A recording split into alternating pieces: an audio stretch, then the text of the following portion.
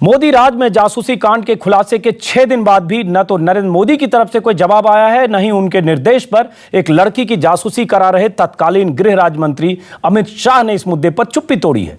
अमित शाह तो आज आगरा में न चाहते हुए भी मीडिया के कैमरों का सामना करने के मजबूर तो हुए, लेकिन जासूसी कांड पर पूछे गए सवालों से कन्नी काटते हुए वहां से निकल गए।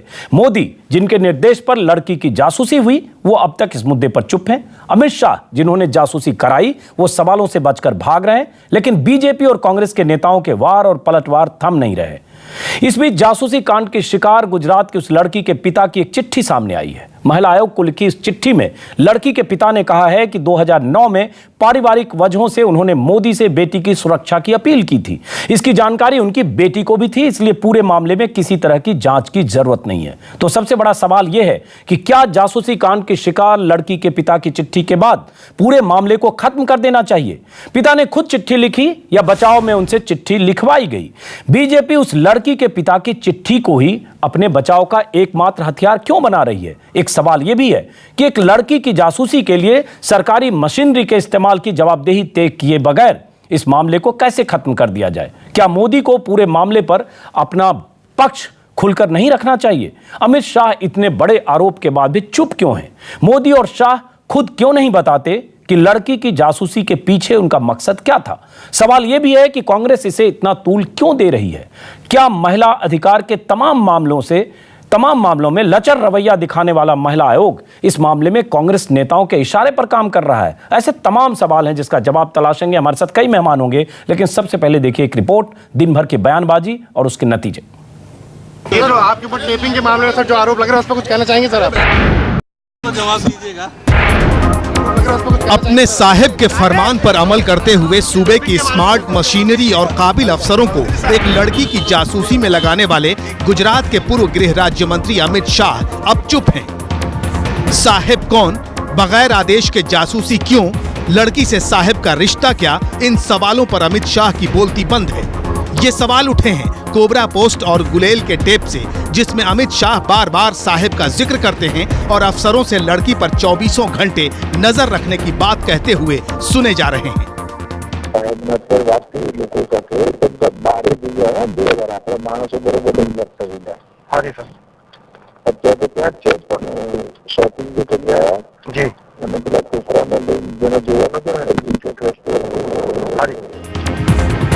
एक लड़की की जासूसी से जुड़े इस टेप के बाद कांग्रेस आक्रामक है। मोदी के लिए विशेषणों की लाइन लग गई है। आप शहजादा करें तो आप रसीले, और अगर हम साहबजादा बोल दें तो हमारा कैरेक्टर ढीला। ये किस तरह का अद्भुत और विचित्र विडंबना है। एक ने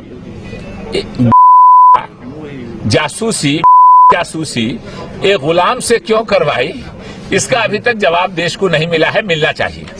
जिस मॉरल इश्यू के ग्राउंड पर भारतीय जनता पार्टी ने जिस तरीके से संजय जोशी के सामने एक्शन लिया था, वही एक्शन उसमें डिमांड करता है। साहिब, लड़की और जासूसी के मुद्दे को कांग्रेस ने इतनी हवा दे दी है कि बीजेपी के लिए मोदी का बचाव करना मुश्किल हो रहा है। उस लड़की के फादर ने ही पत्र लिखा है और उस पत्र को उसने पब्लिक किया है, और पब्लिक करने के बाद कुछ कहने के लिए शेष नहीं बचता है। उसके पिताजी कहते हैं कि हमारी रिक्वेस्ट पे उसको सुरक्षा ये दी गई, उनको इसकी शिकायत नहीं है, उसकी चिंता इनको है। ये अपने आप में जाहिर करता है कि विषय में राजनीतिक उद्देश्य है। ये विषय प्रदेश का है, भारत सरकार का क्या अधिकार है इस विषय पर प्रोब की मांग करने का? बीजेपी नेता भले ही जासूसी कांड को टालने की कोशिश करें, लेकिन केंद्रीय गृह मंत्रालय की तरफ से कहा गया है कि अगर महिला आयोग की चिट्ठी मिलती है तो उस पर कार्रवाई होगी। उधर जिस लड़की की जासूसी की गई, उसके पिता ने भी राष्ट्रीय और राज्य महिला आयोग को चिट्ठी लिखी है। लड़की के पिता ने लिखा है कि उनकी बेटी की निगरानी के मामले की जांच न कराई जाए। गुजरात सरकार से उन्होंने खुद अपनी बेटी की निगरानी की दरख्वास्त की थी और इसकी जानकारी उनकी बेटी को भी थी। इस मामले को न उछाला जाए। लेकिन महिला आयोग का कहना है कि उसे तो यही नहीं पता कि उनके दफ्तर में चिट्ठी कौन ड्रॉप कर गया। ये खत लड़की के पिता का है या नहीं, पहले तो इसकी जांच होगी। वो जो शख्स थे वो कौन थे, क्या वाकई में वो लड़की के पिता थे कि कोई और था। बट चलो मान के चलिए कि वो उन्हीं का था, because we need to be very fair कि उन्होंने कहा भी होगा और आएंगे तो हम लोग वेरीफाई करेंगे। बेशक चुनावी मौसम में साहेब और लड़की की जासूसी के मामले पर राजनीति सुलग रही है, लेकिन सबसे बड़ा सवाल यह है कि साहेब का सच बताने और लड़की की जासूसी के मामले की जांच से क्यों भाग रही है बीजेपी। Bureau report, news 24। अब सबसे बड़ा सवाल यह है कि क्या उस लड़की के पिता ने अगर चिट्ठी लिखकर महिला आयोग से कहा कि पूरे मामले की जांच की जरूरत नहीं है, उन्होंने मोदी को कहा था कि उनकी बेटी पर नजर रखी जाए या उनकी बेटी किसी तरह के खतरे में ना पड़े, इसलिए उनकी बेटी की मदद की जाए, और मोदी से उनकी पारिवारिक दोस्ती थी इसलिए वो नहीं चाहते कि पूरे मामले को मीडिया में घसीटा जाए, तो सवाल ये उठता है कि क्या उसके बाद ये मामला खत्म हो जाना चाहिए? क्या इसकी जांच नहीं होनी चाहिए? क्या इससे अकाउंटेबिलिटी फिक्स नहीं होनी चाहिए कि क्यों मोदी सरकार ने या मोदी के कहने पर अमित शाह ने या अमित शाह के कहने पर पुलिस अधिकारियों ने एक लड़की का पीछा किया, सरकारी मशीनरी का इस्तेमाल किया? ये तमाम सवाल खड़े होते हैं और सवाल ये भी है कि मोदी जवाब क्यों नहीं दे रहे। सवाल यह भी है कि अमित शाह सवालों से बचने की कोशिश क्यों कर रहे हैं और कांग्रेस इसको इतना बड़ा मुद्दा क्यों बना रही। तमाम सवालों पर हम जवाब जानने की कोशिश करेंगे और साथ में यह भी कि महिला आयोग अचानक इतनी सक्रिय क्यों हो गई। हमारे साथ कुछ मेहमान हैं। मानसी शर्मा हैं, एनजीओ की हैं और महिला अधिकारों के लिए अपनी बात रखती हैं। स्टूडियो में आशीष खेतान जो गुलेल.com के हैं, खोजी पत्रकार जिन्होंने पहली बार इस टेप को सार्वजनिक रूप से मीडिया के जरिए सामने रखा है। स्टूडियो में हमारे साथ हैं शोभा ओझा जो महिला कांग्रेस की प्रेसिडेंट हैं और इस मुद्दे पर लगातार मुखर हैं, और ओबी वैन पे हमारे साथ हैं बाहर से, स्टूडियो के बाहर से Anil Jain, national secretary BJP, और सबसे खास मेहमान निर्मला सावंत, मेंबर एनसीडब्ल्यू। सबसे पहला सवाल निर्मला सावंत आपसे कि महिला आयोग को ये चिट्ठी कब मिली? कहा जा रहा चिट्ठी आज मिली, कैसे चिट्ठी मिली और चिट्ठी मिलने के पहले कल आपने कैसे होम मिनिस्टर को या होम मिनिस्ट्री को क्यों कहा कि इसकी जांच होनी चाहिए? चिट्ठी मिलने से पहले कल home minister, union home ministry जो है सुशील कुमार शिंदे जी से, उसको हमारे चेयरपर्सन ने एक लेटर लिखा है और उसमें ये किया है कि ऐसा हमें प्रेस रिलीज़ और मीडिया से ये पता चलता है कि एक लड़की थी, उसके ऊपर एक इलीगल सर्वेलेंस की थी और स्टेट मशीनरी का उपयोग किया था और एलिज इलीगल दुरुपयोग किया गया था। तो इस बात की जांच हो जाए और टेलीग्राफ एक्ट है उसका कोई मिसयूज हुआ है। लेकिन अगर उस लड़की के पिता ने चिट्ठी लिख दी, निर्मला सावंत, अगर उस लड़की के पिता ने चिट्ठी लिखी है कि हमारा पारिवारिक मामला है, हमारी बदनामी हो सकती है, इस मुद्दे को ना उछाला जाए, जांच की जरूरत नहीं है, तो फिर क्यों आप जांच कराना चाहती हैं? देखिए, वो चिट्ठी लड़की के पिताजी ने लिखी कि नहीं लिखी ये कोई क्लियर नहीं हो रहा है, क्योंकि एक चिट्ठी एक नीचे हमारे जो डिस्पैच डिपार्टमेंट है वहाँ एक रखी गई थी। नॉर्मली हम लोग जब कंप्लेंट लेते हैं तो कंप्लेनेंट खुद आते हैं। इस केस में अगर आप स्पेशल कंसिडरेशन दो और मान ले कि उनके पिताजी आ गए हैं, तो उनके पिताजी के रूबरू कोई मुलाकात नहीं हुई, किसी ने उस शख्स को देखा नहीं है। अगर उनके पिताजी इतने सीरियस है और हम भी सीरियस है इस चीज़ के लिए, तो हम वो ऑन द कंट्री ये चाहते थे कि वो सामने आए और ये बताए। लेकिन मामला सिर्फ इतना है क्या निर्मला सावंत? मामला सिर्फ इतना है या क्योंकि कांग्रेस के नेता या कांग्रेस के बहुत सारे लोग, लीडर्स चाहते हैं कि मोदी को इस मुद्दे पर घेरा जाए, इसलिए महिला आयोग सक्रिय नहीं है? ये भी सवाल उठ रहे हैं क्योंकि महिला आयोग की जो अध्यक्ष हैं बूंदी से चुनाव लड़ रही हैं ममता शर्मा। आपका भी कांग्रेस का बैकग्राउंड है, आप मुंबई की पॉलिटिक्स में काफी एक्टिव रही हैं, तो कहा यह जा रहा है कि इसलिए महिला आयोग अचानक सक्रिय हुआ क्योंकि इसमें कांग्रेस को राजनीतिक फायदा नजर आ रहा है। इसका मैं पूरी तरह खंडन करती हूँ क्योंकि इसमें खुद हेलो जी, लेकिन सुनिए तो इसमें ये हो गया है कि महिला आयोग इसलिए सक्रिय हुआ, सो मोटो, हाँ जी जी जी, सो मोटो कंप्लेंट आती है हमारे यहाँ। National Commission for Women can take suo motu cognizance of the action ले सकते हैं। अनिल जैन, आप बोलने के लिए बेचैन हो रहे हैं, आपके पास भी आते हैं महिला की लिबर्टी का। एक मिनट निर्मला जी, अनिल जैन साहब हैं, बीजेपी नेता हैं, बोलने के लिए बेचैन हैं, बहुत सारे बीजेपी नेता 2 दिनों से बोलने से बच रहे हैं। अनिल जैन साहब, नहीं, मुझे थोड़ा हेलो जी, मैं आपके पास आ रहा हूँ, मुझे कंप्लीट करने दो, उसके बाद उनको चाहे जितना बात करने दे। चलिए आप अपनी बात संक्षिप्त, उसके बाद अनिल जैन के पास। निर्मला सावंत, हाँ, एक तो ऐसा है कि ये लड़की के पिताजी आए हैं कि नहीं पता नहीं। कोई भी इंसान अगर बहुत सीरियस होता है तो हम मानते हैं कि लड़की ना आए तो भी चलेगा, एक्चुअली लड़की को आना चाहिए। अगर लड़की के पिताजी भी आए, वो भी देयर इज नो प्रूफ, एक लेटर ड्रॉप किया गया तो था। आपको क्या शक है? आपको लगता है कि ये चिट्ठी लड़की के पिता ने नहीं लिखी है? उनका ये कहना, आपको क्या शक है कि ये चिट्ठी लड़की के पिता ने नहीं लिखी? आपने आज दिन में कहा कि किसी गार्ड के पास ये चिट्ठी मिली है, कोई फिजिकली कोई देने नहीं गया चिट्ठी वहां। हमें वेरीफाई, इसीलिए एग्जैक्टली हमें ये नहीं मालूम कि लड़की के पिताजी ने, हमें शक है कि निर्मला आपके पास आऊंगा वापस।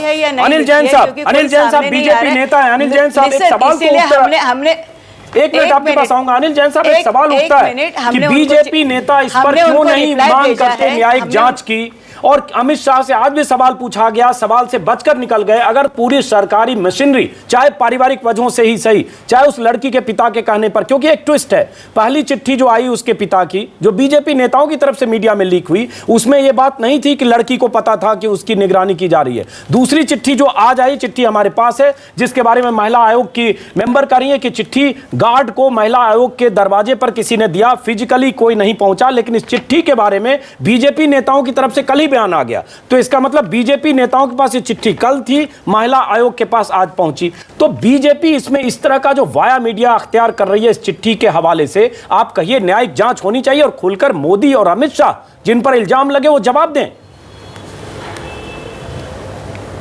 देखिए, ऐसा है, कांग्रेस के पास कोई मुद्दे नहीं है। कांग्रेस सीधे जनता के मुद्दों से बचना चाहती है, जबरदस्ती के स्नूपिंग के ये आरोप लगा रही है। जब कोई शिकायत करता नहीं है, जो परिवार ने शिकायत नहीं करी, महिला ने शिकायत नहीं करी, उसके भाई ने शिकायत नहीं करी, उसके पिता ने शिकायत नहीं करी, ये तो घिसा पिटा वही 6 दिन से आप बोल रहे हैं जो बीजेपी के 1 दर्जन नेता रोज बोल रहे हैं। मैं ये पूछ रहा हूं किसी ने शिकायत की या नहीं की? उनके पिता ने कहा, अब तो चिट्ठी है, सुनिए, अब उनके पिता ने कहा चिट्ठी लिखी है उन्होंने, चिट्ठी में कहा कि मोदी से उन्होंने कहा कि पूरे मामले में नजर रखें और मदद करें, और उसके बाद मोदी ने पूरी सरकारी मशीनरी झोंक दी, आईपीएस अफसर से लेके और डाउन द लाइन अफसर उसका पीछा करते रहो। टेप इस बात का सबूत है। हमारे साथ आशीष खेतान है जिन्होंने पूरे टेप को सुना है, जो पीछा करता हुआ टेप है, पुलिस अफसर से पीछा कर रहे हैं, निगरानी और मदद के लिए नहीं है, वहां सुरक्षा के लिए नहीं है।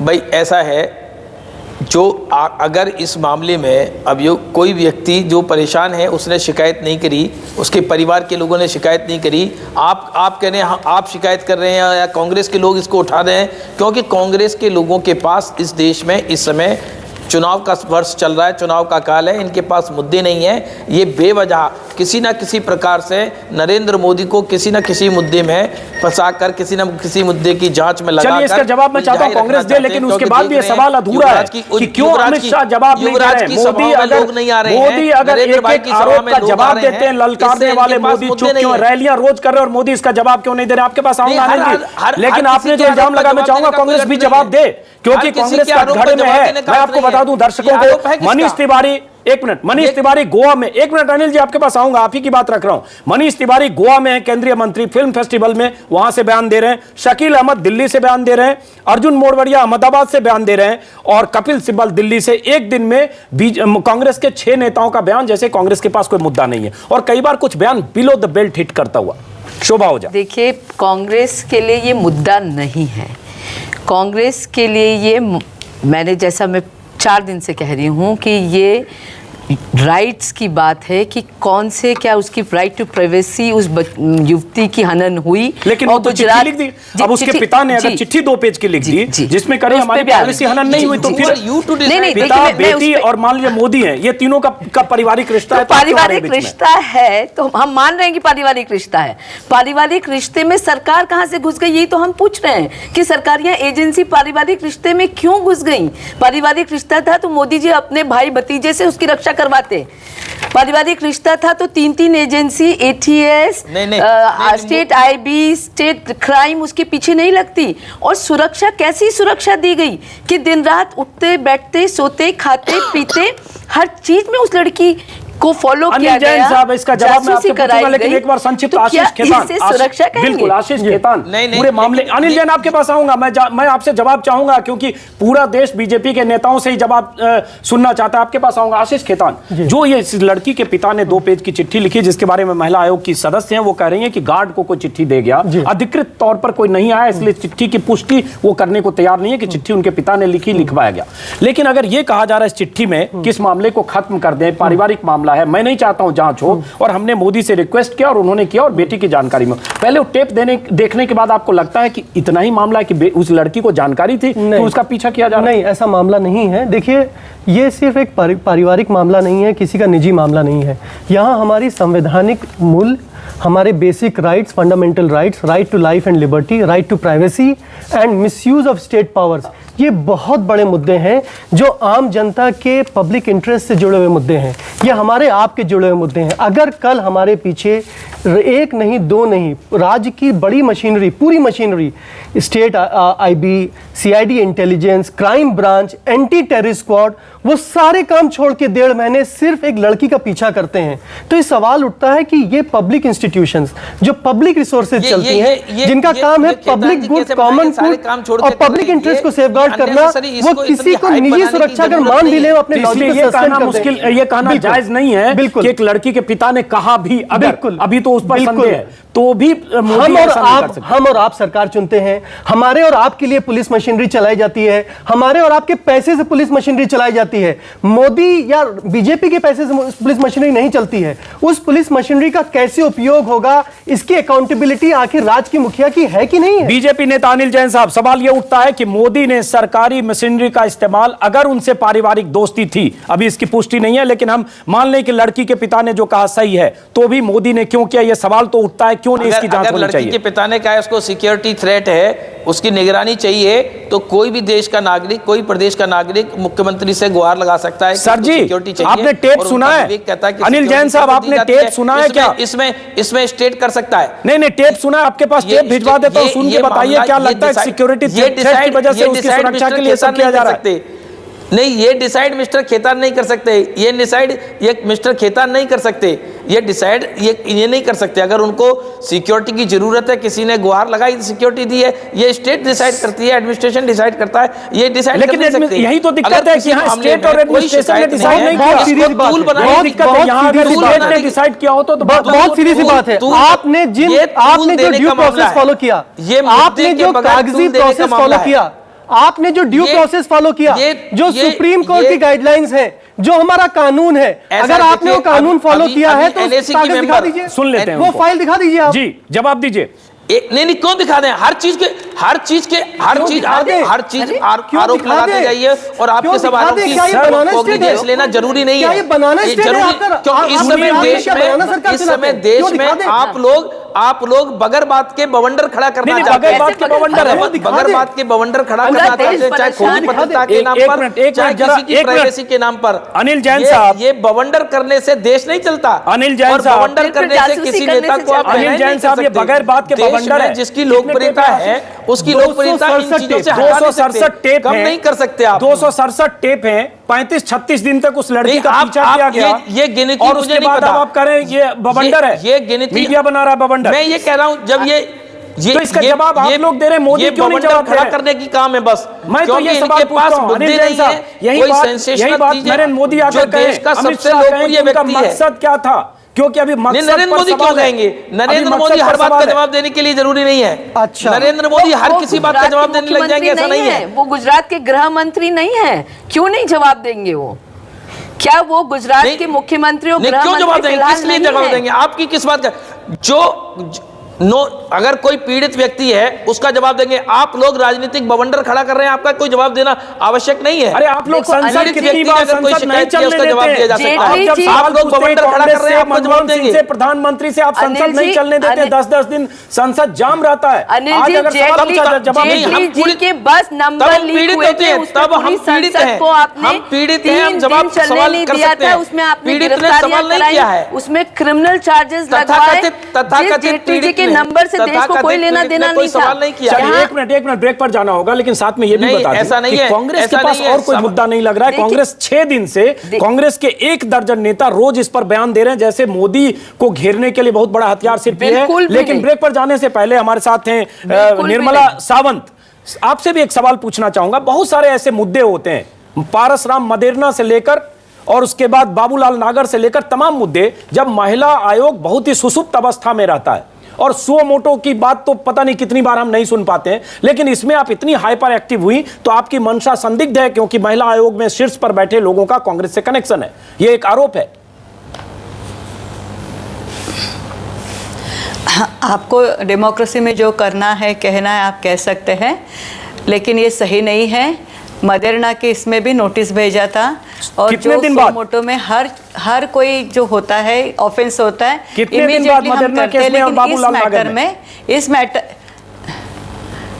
इमीडिएटली भेजा था, इमीडिएटली। नहीं, ऐसी कोई भी केस नहीं है जिसमें वायलेशन, लेकिन मदेरणा का जो केस था वो इंडिविजुअल है और ये जो है स्टेट उनका जो इंडिविजुअल था, it was individual involvement in sexual assault और सेक्सुअली रिलेटेड मैटर का हो सकता है, उसमें they are already in the jail. ये जो मैटर था उसमें मिसयूज ऑफ स्टेट मशीनरी है। ये जो मैटर है that pertains to the liberty of a person. चलिए आपने अपनी बात की। स्टूडियो में कुछ मेहमान हैं, निर्मला सावंत हैं, मेंबर एनसीडब्ल्यू। हम इनसे पूछ रहे थे, समझने की कोशिश कर रहे हैं बीजेपी नेताओं से भी, मोदी चुप क्यों हैं, क्यों ना हो पूरे मामले की जांच, और क्या उस लड़की के पिता ने अगर महिला आयोग को चिट्ठी लिखकर कहा कि पूरे मामले की जांच नहीं होनी चाहिए तो क्या जांच बंद हो जाए, क्योंकि इसमें सरकारी मशीनरी का इस्तेमाल किया गया है। और सवाल यह भी है कि उस महिला आयोग की भूमिका इस पूरे मामले में क्या होनी चाहिए और जांच किस दिशा में जा सकती है। हम ब्रेक के बाद इस पर चर्चा करेंगे, लेकिन उससे पहले जाते जाते एक संक्षिप्त में सुनाना चाहते हैं उस टेप का वो हिस्सा, वो अंश जिसमें अमित शाह पुलिस अधिकारी से बातचीत कर रहे हैं, जासूसी कांड का टेप। और उसके बाद ब्रेक के बाद वापस लौटेंगे, बीजेपी नेता से पूछेंगे कि क्या इस बातचीत से कहीं लगता है कि उस लड़की की सुरक्षा की चिंता थी अमित शाह को। ये मूवमेंट से सर फॉलो कर लेते हैं। रूम कौन बुक करो छे का रूम नंबर के बड़ी ये सर करेक्ट जी सर माना तो व्हीकल वाला है जी। हेलो हाँ जी सर, माना तो व्हीकल वाला, हाँ व्हीकल वाला सर, ध्यान दे जो हाँ जी जी हाँ एक दिन जरूर जी। મેનેજર ના કોઈ સર સંપર્ક શોધી રહ્યો છે, કાલ સવાર સુધીમાં ગોઠવી દઉં સર। બરોબર છે, અને ત્યાં કમ્પ્લીટલી વોચ રાખવા કોણ આવે છે જી જી જી રૂમ નંબર અને મળવા કોઈ આવે છે બહાર જાય છે શ્યોર શ્યોર હા જરા માણસો વધારી દેજો જી જી બિલકુલ સર ગાડી વાળા સ્કૂટર વાળા જી જી જી જી સર સમિત છું સર પેલા લોકો નીકળ્યા ના ના સર બસ હવે તૈયારી છે, 10-15 મિનિટ जमवा करवाना था क्या? ना अभी तो थिएटर में जी। ओके, राजना ध्यान रखा जी जी सर। आपने सुना पूरी बातचीत में, लड़की थिएटर में है, मॉल में है, जहां भी है फोर्स बढ़ा दो, स्कूटर वाले को भी बढ़ा दो, नजर रखो जहां भी जा रही है। होटल में है, जिंजर होटल की भी बात है। क्या इस बातचीत से आपको यह लगता है कि उस लड़की की सुरक्षा की जा रही थी, लड़की किसी खतरे में थी? क्या है इसका मतलब? बात कर रहे हैं गुजरात के जासूसी कांड की, उस जासूसी कांड की जिसको लेकर कांग्रेस और बीजेपी एक दूसरे पर तीखे हमले कर रही है। 6 दिनों से यह मामला लगातार सुर्खियों में है। इस बीच खबर यह भी है कि लड़की के पिता ने एक चिट्ठी लिखी, लेकिन उस चिट्ठी को लेकर तमाम तरह की बातें कही जा रही है। महिला आयोग का कहना है कि चिट्ठी कोई फिजिकली वहां देने नहीं गया, चिट्ठी उनके पिता ने दी या किसने दी, लेकिन चिट्ठी गार्ड को मिली। जब तक चिट्ठी देने वाला या पिता महिला आयोग के सामने आकर नहीं कहता, तब तक महिला आयोग उस चिट्ठी की विश्वसनीयता पर सवाल खड़े कर रही। महिला आयोग की सदस्य हमारे साथ हैं और स्टूडियो में कुछ मेहमान हैं, लेकिन सबसे पहले बीजेपी नेता से सवाल पूछने से पहले मानसी शर्मा हमारे साथ हैं, सोशल एक्टिविस्ट। मानसी, हमने टेप सुनाया था ब्रेक के पहले, उस टेप को सुनकर और देखकर लगता है कि लड़की की सुरक्षा की चिंता थी सरकार को, और मोदी उस सुरक्षा को लेकर इतने परेशान थे कि उन्होंने अमित शाह को कहा और अमित शाह ने पुलिस अधिकारियों को उसके पीछे लगा दिया। देखिए, हम यहाँ पे दो से तीन बातें कहते हैं। एक ये कि हमारे लिए कौन महिला है, कौन उसके पिताजी हैं, कौन सी पिताजी की चिट्ठी आ रही है, इसका हमें हमारे लिए इसकी कोई इंपॉर्टेंस नहीं है। हमारा कहना यह है कि एक इन्फॉर्मेशन जो पब्लिक डोमेन में है, जिसमें ये साफ दिखाई दे रहा है कि एक महिला, उसके फ़ोन टैप किए जा रहे हैं, उसकी जासूसी की जा रही है, उसका पीछा किया जा रहा है, ये एक बहुत ही संगीन मामला है। अब और ये कौन कर रहा है? पूरी की पूरी गुजरात की स्टेट मशीनरी इसके ऊपर लगाई जा रही है। फ़ोन टैप करने का एक पूरा प्रोसेस होता है। क्या वो प्रोसेस फॉलो किया है? किसने रिक्वेस्ट दी है? क्या होम सेक्रेटरी ने अप्रूव किया है? क्या रिव्यू कमेटी ने उसको पास किया है? कहाँ है उसके जवाब? वही सब तो नहीं है, लेकिन सवाल एक और है, चूंकि ये सब पे हम पिछले 4 दिन से बात करें। एक सवाल है विमेन एक्टिविस्ट के नाते कि अब उस लड़की की निजता का सवाल है या नहीं, हम क्यों उस पर बात करें अगर उस लड़की के पिता जांच नहीं चाहते हैं? ये मेरे लिए एक जानना आपसे जरूरी है। ये तो बहुत ही इंपॉर्टेंट बात ये है करने का कोशिश हो रही है, लड़की की निजता को खंडित करने की आप कोशिश हो रही है। पिताजी पहला टेप आ गया, पिताजी की चिट्ठी आ गई कि मैंने रिक्वेस्ट किया था, फिर पिताजी की चिट्ठी आ जाती है कि अभी इसको टेप को ना करिए। तो ये पिताजी का कोई प्राइवेट फैमिली अफेयर का मामला नहीं है, ये गुजरात की पूरी स्टेट मशीनरी यहाँ पे लगी हुई है।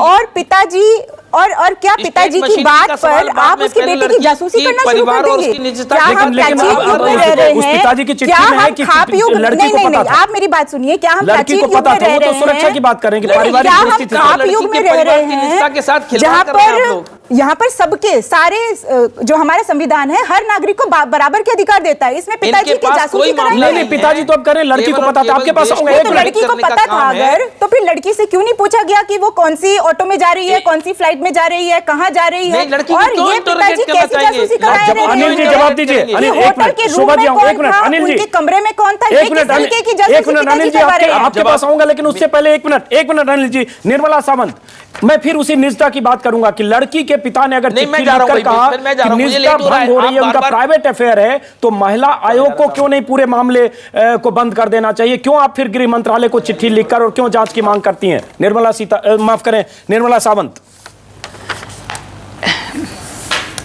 करेक्ट। लड़की के पिताजी की चिट्ठी आज अगर हमको सुबह मिलती है, उसके पहले वो मीडिया को मिलती है, और मीडिया के कल ही हमने उनकी चिट्ठी आने के पहले ही होम मिनिस्ट्री यूनियन गवर्नमेंट को लिखा था।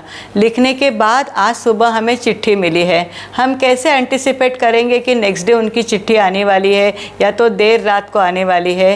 ये एक है। दूसरा सवाल ये है कि हमने उस चिट्ठी में नॉर्मली हम लोग ये कहते हैं कि कंप्लेनेंट खुद आए, वो नहीं भी आती है अंडर स्पेशल सर्कमस्टांसेस के उनके पिताजी आए, क्योंकि वो सीरियसली कंसर्न है उनकी प्राइवेसी को लेके, तो पिताजी भी नहीं आते हैं। तीसरी बात है गुजरात गवर्नमेंट या तो जो भी ऑफिशियल स्टैंड है वो डिनाई नहीं कर रहे हैं। लेकिन सही है, उसके बाद भी ये सवाल तो बनता किया है। सुनिए ना, एक मिनट सुनिए तो सही, आगे मैंने क्या किया आप सुन ही नहीं रहे हैं। उसमें उसके पिताजी ने ये मान्य किया है कि इस तरह का फ़ोन टैपिंग उनका हुआ है और गुजरात गवर्नमेंट ने किया है, लेकिन उनका फैमिली डिस्प्यूट था। अगर उनका फैमिली डिस्प्यूट 2009 का था तो वो फैमिली डिस्प्यूट अगर हमारे पास जब चिट्ठी आती है तो उसको हमने कंप्लेंट करके ले ली है। और हमारा जो तो इस मामले को अब इतना तूल क्यों दे रहे हैं? सवाल ये उठता है कि क्यों कांग्रेस हमने किया है, महिला आयोग इसमें इतना एक्टिव है। आज लिसन, आप सवाल पूछते हैं, उसके पहले मैं जवाब देती हूँ कि अगर कमीशन को उनके पिताजी ने लिखा है, कांग्रेस ने नहीं लिखा है, पिताजी ने लिखा है, और पिताजी के उसको आज मैंने रिप्लाई भी किया है कि मान लेते हैं कि आपको इसके आगे नहीं जाना है, लेकिन उसमें कोई टेलीफोन नंबर नहीं, ईमेल आईडी नहीं है, नथिंग इज देयर, इसलिए हमको ये नहीं पता कि उसके सचमुच ही पिताजी ने लिखा है। कल जाके अगर हम मानते हैं, निर्मला सावंत आपकी बात समझ गया, चिट्ठी मेरी नहीं समझ गया, निर्मला सावंत आपकी बात समझ गया, हमने आज उनको पत्र लिखा है। आप नहीं समझे दो चीजें हैं, क्योंकि आगे नहीं, मुझे बाकी मेहमानों से भी पूछना। आपकी बात समझ गया, आपने बहुत साफ गोई से पूरी बात कही निर्मला जी, आपकी बात समझ गया। एक मिनट दोबारा आऊंगा आपके पास, लेकिन उससे पहले उनके पिताजी को लिखा है कि आप उनको एडिशनल इंफॉर्मेशन मांगी है कि आपके लड़की को 2009 में क्या फैमिली प्रॉब्लम थी, कम से कम वो तो हमको बता दीजिए।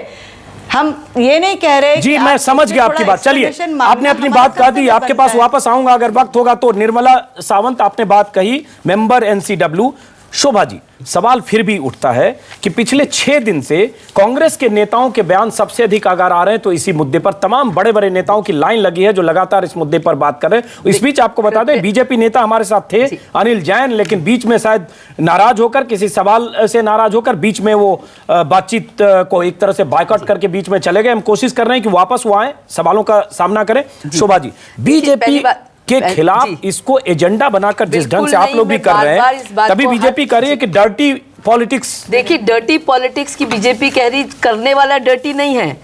जब जनता के बीच में ये बात आ जाए, महिला अधिकार की बात हो, अधिकारों के हनन की बात हो, हम इस मुद्दे को उठाए तो हम डर्टी हो गए, और जिसने करा है, अंजाम दिया इस चीज को, वो डर्टी नहीं है। अब मुद्दे पे आती हूं मैं कि देखिए, फिर पलट के एक नई बात आई है, पता नहीं आप लोगों ने ध्यान से सुनी कि नहीं सुनी। एनसीडब्ल्यू के मेंबर ने कहा कि पिता ने चिट्ठी में ये लिखा है कि लड़की को पारिवारिक परेशानियां थी, इसलिए उसके लिए सुरक्षा मांगी थी। अब पहले आते हैं, राजनाथ सिंह कहते हैं कि पिता की रिक्वेस्ट थी क्योंकि माँ बीमार थी, वो बैंगलोर से बड़ौदा अहमदाबाद आ रही थी, इसलिए सुरक्षा चाहिए थी।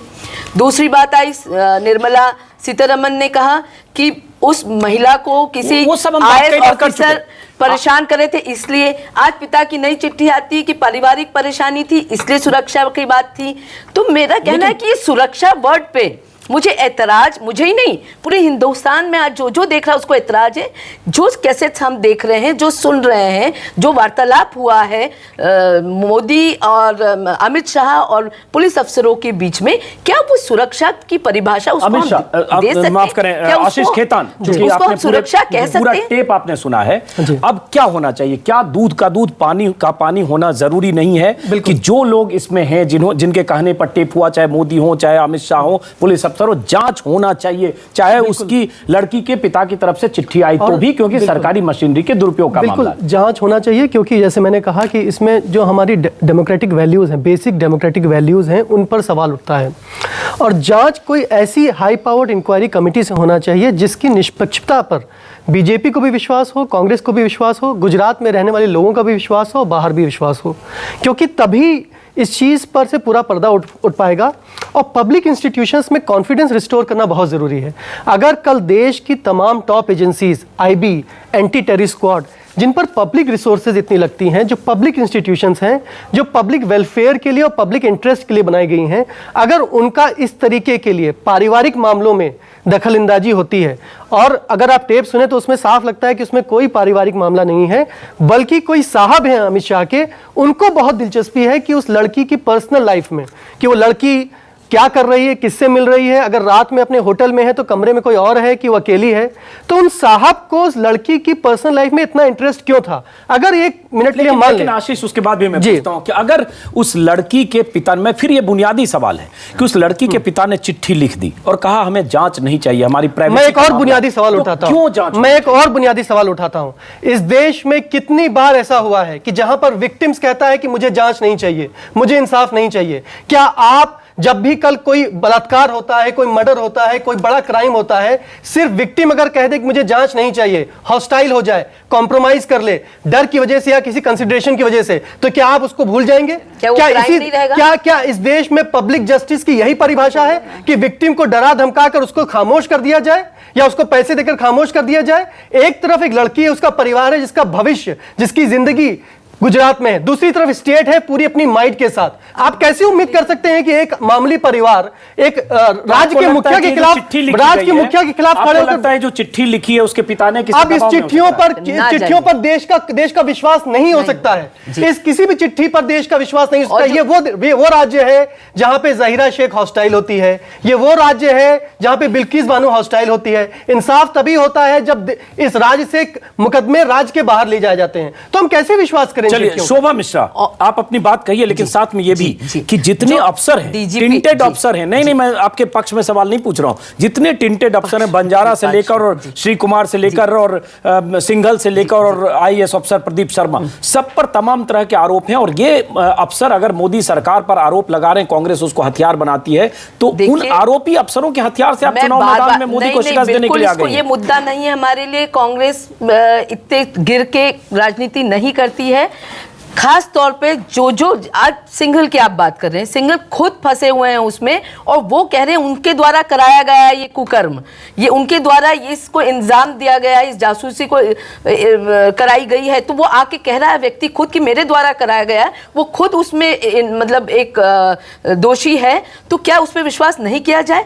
दूसरी बात, एक्स डीजीपी श्री कुमार उठ के कहते हैं कि वाघेला की भी टैपिंग हुई थी, उनकी भी जासूसी हुई थी, पंड्या जी स्वर्गीय पंड्या की भी टैपिंग हुई थी। तो गुजरात में ये कोई नई बात नहीं है, वहाँ माननीय अधिकारों का हनन एक आम बात है, मानवीय अधिकारों का हनन वैसे देश में हर सूबे में अलग अलग जगह होता है, गुजरात लेकिन अब आप इसको मुद्दा लेकर आप कह रहे हैं कि जहाँ मोदी जाएंगे काला झंडा दिखाएंगे, अमित शाह का झंडा दिखाएंगे, मतलब महंगाई, भ्रष्टाचार और बाकी मुद्दे जहाँ आप शिकस्त खा रहे हैं मोदी के सामने, अब आप इसी मुद्दे पर मोदी को घेरना चाहते हैं। दूसरा मुद्दा है महंगाई, अपनी जगह मुद्दा है, पर क्या ये एक देश के लिए चिंता का विषय नहीं है कि देश का एक सूबे का सीएम और गृह मंत्री मिलके किसी महिला की जासूसी कराए? महिला ही क्यों, कई ऐसे अफसर आए जहां वहां वो साफ दिखता है कि वो पत्रकारों के, ह्यूमन राइट एक्टिविस्ट के और सबकी जासूसी कराते आए। आशीष, एक चीज और, कल एक खबर छपी थी हिंदुस्तान टाइम्स में, अखबार का नाम भी ले रहा हूं, जिसमें पुलिस अफसरों के हवाले से थी कि 93,000 कॉल्स डिटेल निकाले गए, सीडीआर निकाला गया और बहुत सारे अफसर हैं और डीजीपी को खुद ही नहीं पता था उनके सबऑर्डिनेट अफसर्स इतना कॉल डिटेल निकाल रहे हैं और इतनी जासूसी कर रहे हैं। एक बहुत बड़ा तंत्र क्या गुजरात में है क्या? मैं उस अखबार के हवाले से बोल रहा हूँ, ये होता है क्या और बाकी जगह भी होता है? देखिए, बाकी जगह भी होता है, हमें हर जगह पता है कि पुलिस का दुरुपयोग होता है, जांच एजेंसियों का दुरुपयोग होता है, आईबी का दुरुपयोग होता है, लेकिन क्योंकि हमें इस मुद्दे पर रहना चाहिए वरना हम मुद्दे से भटक जाएंगे। इस मुद्दे से साफ ये सामने बात आती है कि एक मंत्री अमित शाह जो 7 साल तक सूबे का minister of state for home रहता है, उसके ऊपर गंभीर आरोप लगते हैं, उसके ऊपर फेक एनकाउंटर के आरोप लगते हैं, उसके ऊपर ये भी आरोप लगते हैं कि पॉलिटिकल एस्पिनाज कराते हैं, उसके ऊपर ये आरोप लगते हैं कि वो कुछ पुलिस अधिकारियों की उसने एक टीम बनाई है जिसको अपनी पर्सनल आर्मी की तरह इस्तेमाल करता है, एक्सटॉर्शन के लिए, पॉलिटिकल स्पाइंग के लिए, किडनैपिंग्स के लिए। तो ये बड़े गंभीर आरोप है, ये गंभीर आरोप है। बीजेपी नेता हमारे साथ होते तो मैं चाहता जवाब देते, लेकिन अनिल जैन नेशनल सेक्रेटरी हैं बीजेपी के, जो कुछ देर पहले हमारे साथ थे, लेकिन सवालों की तलखी, तीखापन या आरोपों से बीच में वो बहस के बीच में उठकर चले गए। हम चाहते थे कि वो रहें और जवाब दें, लेकिन अनिल जैन हमारे साथ बातचीत का एक तरह से कहें उन्होंने बीच में बहिष्कार किया, चले गए। मानसी, सवाल फिर वही उठता है कि हम इस देश में चुनाव का माहौल है, चुनाव के मौसम में अचानक इसको मुद्दा बनाया जाना, मोदी को घेरने की कोशिश, और ये बहुत ऐसा मामला है कि ठीक है अगर मोदी ने उस लड़की के परिवार के कहने पे हो सकता है ऐसा किया हो, अगर इसमें कहीं बेनिफिट ऑफ डाउट है तो, या बिल्कुल नहीं मानती हैं और ये किसी महिला की निजता का कोई मुद्दा नहीं है? नहीं, आप ये कह रहे हैं कि अगर किया हो, अगर हम ये मान भी लेते हैं कि अगर किया है, तब भी वो कैसे जस्टिफाई आप कर सकते हैं? आप किसी के ऊपर जासूसी को कभी जस्टिफाई नहीं कर सकते हैं, और आप फिर कागज आप क्यों नहीं दिखा रहे हैं? आप क्यों बच रहे हैं? अगर आपने इलीगल, देखिए टैपिंग का आप हम बता दिया एक लॉ है, अगर आप जासूसी कर रहे हैं तो जासूसी तो कोई बहुत ही राष्ट्रीय या अंतर्राष्ट्रीय सुरक्षा के मामले हो, वहां पर जासूसी की जाती है। तो ये तो बहुत जरूरी हो गया है ये सामने आके ये बताएं कि ऐसा कौन सा राष्ट्रीय अंतर्राष्ट्रीय सुरक्षा का मामला जिसकी वजह से उस लड़की की जासूसी। बहुत बड़ा सवाल है। एक संक्षिप्त, निर्मला सावंत मेंबर एनसीडब्ल्यू, अब महिला आयोग की अगली भूमिका क्या होगी? महिला आयोग की, क्योंकि आपने गृह मंत्रालय को लिखा है, आपने शायद गुजरात सरकार को भी लिखा है, लेकिन किस तरह से आगे कार्रवाई करेगी? क्या महिला आयोग चाहेगी कि वो लड़की महिला आयोग के पास आए या लड़की के पिता फिजिकली खुद महिला आयोग के पास आए? क्या चाहता है महिला आयोग? संक्षिप्त। आपने बिल्कुल ठीक सवाल किया। यही तो मैं कह रही थी आपको कई बार से कि हमने लड़की के पिताजी को आज ही चिट्ठी लिखी है, क्योंकि अगर वो सचमुच वही लड़की के पिताजी की चिट्ठी है तो वो खुद हमें जवाब देंगे, और क्या पारिवारिक मामला था उतना तो हक है हमें जानने का, और उसमें कुछ डिटेल्स हमने मांगे हैं, इससे ये पता चलेगा कि किस तरह से पारिवारिक मामला लड़की चलिए, वक्त की कमी, हमें यही खत्म करना पड़ेगा। निर्मला जी माफ करें, बीच में हमें यही खत्म करना पड़ेगा, वक्त की कमी है। एक संक्षिप्त जवाब शोभा ओझा से। कांग्रेस के कुछ नेता बिलो द बेल्ट बयान दे रहे हैं, जिसमें शकील अहमद भी हैं, मनीष तिवारी ने भी कुछ बातें की, अर्जुन मोड़वरिया ने भी कही। लगता नहीं कि आप महिला हैं, किसी लड़की के बारे में इस तरह का बिलो द बेल्ट बयान नहीं देना चाहिए। पॉलिटिकल कंस्पिरेसी हो या पॉलिटिकल माइलेज के लिए या मोदी को को नीचा दिखाने के लिए आप कम से कम उस लड़की के बारे में कुछ टीका टिप्पणी करने से परहेज करना चाहिए। देखिए, जहां तक बयान का सवाल है, मैंने बयान वो सुने नहीं कि उन्हें वो क्या दिए हैं। दूसरी बात करें, मैं सुनवा भी नहीं सकता उन्होंने क्या बयान दिए। ठीक है, आप जो कह रहे हैं मैं आप पे विश्वास कर रही हूँ। दूसरी बात, जो मोदी जी जिस भाषा का उपयोग करते हैं वो ऐसी भाषा कोई नहीं यूज कर सकता। जहां तक अगर इन नेताओं में से जितों के आपने नाम लिए उनने उस महिला के लिए अगर कोई अपशब्द कहा हो तो वाकई गलत है। अगर कोई भी महिला के खिलाफ कोई अपशब्द कहीं भी इस्तेमाल इस कार्यक्रम को हम यहीं खत्म करते हैं। आप सभी मेहमानों का बहुत बहुत शुक्रिया, लेकिन इस सवाल के साथ कि मोदी को जवाब देना चाहिए, अमित शाह को जवाब देना चाहिए। और सबसे बड़ा सवाल ये कि अगर मोदी ने, अमित शाह ने सरकारी मशीनरी का दुरुपयोग किया किसी लड़की या उसके परिवार के कहने पर, उस लड़की की जासूसी की गई, लड़की के पिता के कहने पर भी अगर उस लड़की की जासूसी की गई, तो भी सवाल उठता है सरकारी मशीनरी का दुरुपयोग का। तो सवाल उठता है कि मोदी क्यों नहीं देते हैं जवाब। क्या मकसद था मोदी का, क्या मकसद था अमित शाह का, और क्यों ना हो पूरे मामले की जांच, ताकि पता चले कि सरकारी मशीनरी क्यों कर रही थी उस लड़की का पीछा। इस कार्यक्रम को हम यहीं खत्म करते हैं।